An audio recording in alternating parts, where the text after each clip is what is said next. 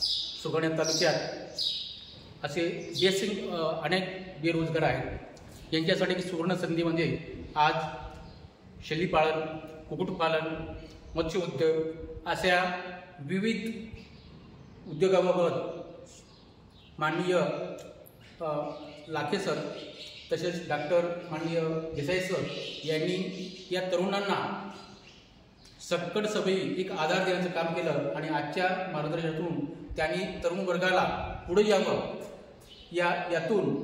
आत्मनिर्भर जी शासनाची योजना आहे त्या योजनेसाठी हे तरुण वर्ग खरोखर एक आपल्या शून्य विचारातून आज स्वतःच्या पायावर उभं राहण्याचा त्यांनी संकल्प केलेला आहे आणि याचं सर्व श्रेय हे माननीय आजचे लाखे सर यांना आम्ही देतो। आणि आजच्या या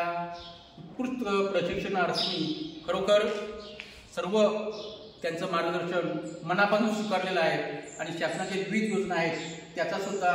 या तरुणांनी उपयोग घ्यावा। आदिवासी समाज हा पुढे जावा आणि आज जरी नोकरी नसल्या तरीसुद्धा तरुणांनी आपली हार न मानता स्वतःच्या पायावर उभं राहून आपला एक कौटुंबिक आर्थिक भार आहे तो स्वतःच्या पायावर उभं राहून सर्व समाजाला एक आदर्श असं घडावं आणि बेरोजगार असंख्य आहेत त्यांनीसुद्धा यापुढील काळात अशी अनेक प्रशिक्षणं घेऊन आपल्या स्वतःच्या पायावर उभं राहण्यास सरांनी आम्हाला मुलाचा मार्ग केलं त्याबद्दल आम्ही सर्व त्यांचे आभारी आहोत। आज सुरगाणा तालुक्यामध्ये श्री शंकर लाखे सर आणि डॉक्टर गोसावी सर